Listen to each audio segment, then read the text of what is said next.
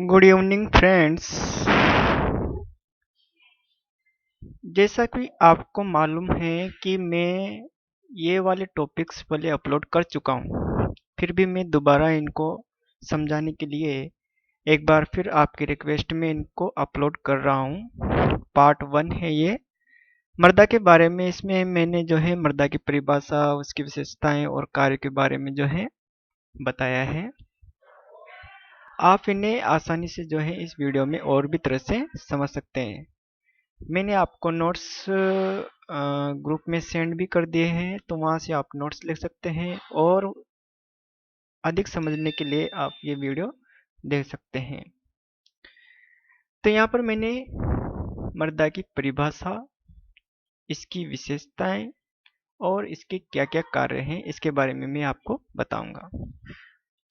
Syllabus क्या था हमारा चैप्टर 1 का? इसमें मृदा की परिभाषा हम पढ़ेंगे, मृदा के कार्यों के बारे में, उसकी विशेषताओं के बारे में, मृदा एक प्राकृतिक पिंड है या नहीं, इसको जानने के लिए कुछ जैसे कि अवयव हैं, कुछ चीजें हैं जो ये बताती हैं, ये प्रूव करती हैं कि मृदा एक प्राकृतिक पिंड है।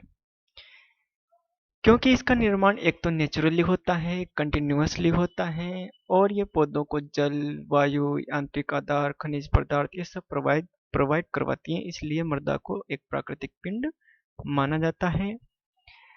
मृदा पादप का एक माध्यम है, क्योंकि ये जल, वायु, खनिज पदार्थ और यांत्रिक आधार पौधों को प्रदान करती हैं, ऑक्सीजन प्रदान करती हैं, इसलिए ये पौधों के लिए, एक वृद्धि के लिए एक माध्यम का कार्य करते हैं।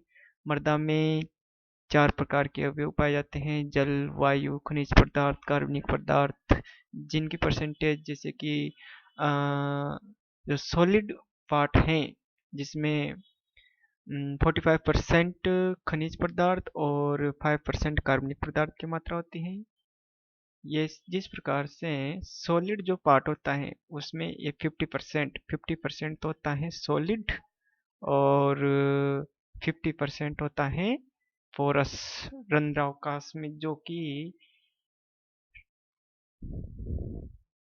इस सॉलिड पार्ट में 45% खनिज पदार्थ होता है, 45% खनिज पदार्थ और 5% कार्बनिक पदार्थ, 25% वाटर और 25% एयर होती है। तो ये भी हम मृदा अवयव में पढ़ेंगे। मृदा प्रोफाइल, जो सोइल प्रोफाइल है, उसमें कितने संस्तर होते हैं? सोइल प्रोफाइल में जो है कितने संस्तर होते हैं? 5 संस्तर होते हैं। कौन कौन से होते हैं? ओ, ए, बी, सी और आर। आर को एक तरह से संस्तर नहीं माना जाता है वैसे, क्योंकि ये जो है एक प्रकार से रॉक होती हैं, चट्टान होती हैं, और ये पूर्ण विच्छेदित भी नहीं होती। तो और यहाँ ये एक तो कल्टीवेशन के लिए काम भी नहीं आती। पेरेंट मटेरियल जो बनता है वो सी ओरिजोन से बनता है। जो सी वाला जो संस्तर होता है इसे पेरेंट संस्तर भी बोलते हैं, और ये इसका कंटिन्यूसली जो है विच्छेदन होता रहता है, फिर बाद में वो बी में कन्वर्ट हो जाती हैं, फिर एम में कन्वर्ट हो जाती हैं। इस प्रकार से ये प्रोसेस चलती रहती है। भूमि के बारे में पढ़ेंगे, चट्टानें और खनिजों के प्रकार। कितने प्रकार की चट्टानें होती हैं? 3 प्रकार की चट्टानें होती हैं। कौन कौन सी? इग्नियस रॉक होती हैं, सेडिमेंट्री रॉक्स होती हैं, और जो है मेटामॉर्फिक रॉक्स होती हैं। खनिजों के प्रकार के बारे में पढ़ेंगे, कौन कौन सी खनिज हैं, उनकी क्या क्या विशेषताएं हैं, क्या क्या काम आते हैं, कौन कौन से न्यूट्रिएंट प्रोवाइड करवाते हैं, उनमें कौन कौन से न्यूट्रिएंट्स होते हैं। चट्टानों का अपक्षय कैसे होता है, नेचुरली, केमिकली, जो बायोलॉजिकली जो इसका जो अपक्षय होता है, वेदरिंग जो होती है, वो पढ़ेंगे। मृदा का निर्माण कैसे होता है, कौन कौन से इसके कारक हैं जो मृदा के निर्माण को प्रभावित करते हैं, तो ये सभी जो है हम चैप्टर 1 में पढ़ेंगे। मृदा की जो परिभाषा है, एक तो जोफे और मारवट की है, एक बकमैन और ब्रेडी की है। बकमैन और ब्रेडी की जो है ज़्यादा फेमस है। अधिकतर जो साइंटिस्ट हैं उन्होंने इसको एक्सेप्ट किया है, इसकी परिभाषा को। मर्दा की परिभाषा को कई बेस के आधार पर जो है दिया गया है। इसकी जो परिभाषा है वो कई बेस के आधार पर दी गई है। पहला बेस तो ये है कि ये एक प्राकृतिक पिंड है। साइंटिस्ट ने, वैज्ञानिकों ने माना कि एक प्राकृतिक पिंड है। अब ये कहा, क्यों कहा उन्होंने? ये इसलिए कहा क्योंकि ये एक तो नेचुरली इसका निर्माण होता है। नेचुरली, प्राकृतिक रूप से कोई भी व्यक्ति जो है मृदा का निर्माण नहीं कर सकता। सिंथेटिक रूप से मृदा का निर्माण नहीं कर सकता। इसका निर्माण नेचुरली होता है। दूसरी बात, इसका निर्माण जो है कंटिन्यूअसली होता है। कंटिन्यूअसली इसका निर्माण होता है, लगातार इसका निर्माण चलता रहता है, नहीं रुकता, बिल्कुल कभी भी नहीं रुकता। मृदा का जो निर्माण और जो विकास है वो परिच्छेदिका के रूप में होता है। परिच्छेदिका क्या होती है? परिच्छेदिका को हम प्रोफाइल भी बोलते हैं, सॉइल प्रोफाइल। जो सॉइल प्रोफाइल है परिच्छेदिका, जिसमें कई संस्तर पाए जाते हैं, और ये 5 प्रकार के संस्तर होते हैं, OABCR।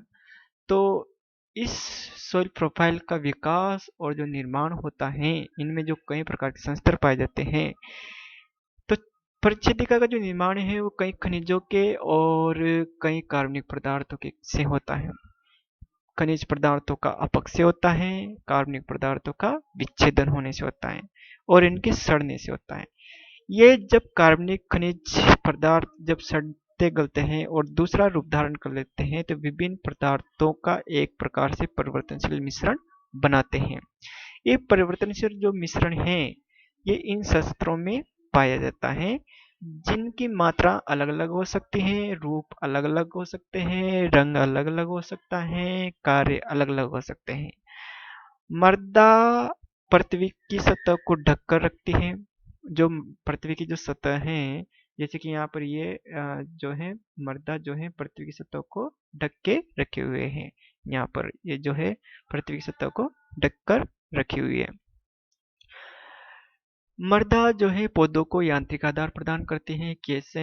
ये भी समझ लो। यांत्रिक आधार होता क्या है कि भाई जैसे कि मान लो कि अगर कोई पौधा खड़ा है और उसको हम लकड़ी से सपोर्ट दे रहे हैं, अगर वो गिरने वाला है और उसको सपोर्ट दे रहे हैं, तो ये तो एक तरह से सिंथेटिक या आर्टिफिशियली उसको यांत्रिक आधार हुआ ना। लेकिन मृदा क्या होती है? पौधों की जो जड़ें हैं वो मृदा में फैली हुई रहती हैं, और ये जो जड़ें हैं वो कहीं गहराई तक जाई हुई रहती हैं, और इस प्रकार से ये पौधों की जड़ों को बांध के रखती है। मृदा पौधों की जड़ों को बांध के रखती है, और पौधे जो है इस तरह से जब हवाएं चलती हैं तब भी जो है पौधे डटकर खड़े रहते हैं। तो इस प्रकार से पौधों को ये यांत्रिक आधार प्रदान करते हैं। अगर मृदा में जल की उचित मात्रा है, वायु की उचित मात्रा है, तो ये भी पौधों को जो है मृदा पौधों को प्रभावित करती है, जिससे पौधे कई सालों तक, कई वर्षों तक, अगर फसलें हैं तो फसलें जो है उसमें उगाई जा सकती हैं, वे जीवित रहती हैं। तो ये जो परिभाषा है वो बकमैन और ब्रेडी ने दी है। नेक्स्ट है मृदा की जो विशेषताएं हैं। कौन कौन सी मृदा की विशेषताएं हैं? मृदा की जो विशेषताएं हैं उनमें पहला है कि मृदा में कई संस्तर पाए जाते हैं। पहली विशेषता है मृदा की कि मृदा में कई संस्तर पाए जाते हैं। कौन कितने संस्तर होते हैं? 5 संस्तर। कौन कौन से? OABCR। इन संस्तरों में क्या होता है भाई? इन संस्तरों में कार्बनिक पदार्थ और कार्बनिक पदार्थ होता है। ये कार्बनिक पदार्थ और खनिज पदार्थ इसमें संचित होते हैं। इनका जो संचार है और स्थानांतरण जो है इन संस्तरों में चलता रहता है। कम ज्यादा ऊपर से नीचे जाते रहते हैं, नीचे से ऊपर आते रहते हैं। इस प्रकार से इनका स्थानांतरण होता रहता है। ये मृदा की विशेषता है। मृदा जो अलग अलग जो जलवायु के अनुसार, क्षेत्र के अनुसार, जियोग्राफिकली, क्लाइमेटिकली, इसका जो अ, मृदा जो मृदाएं हैं वो अलग अलग पाई जाती हैं। कहीं काली मृदाएं हैं, कहीं भूरी मृदाएं हैं, कहीं लाल मृदाएं हैं।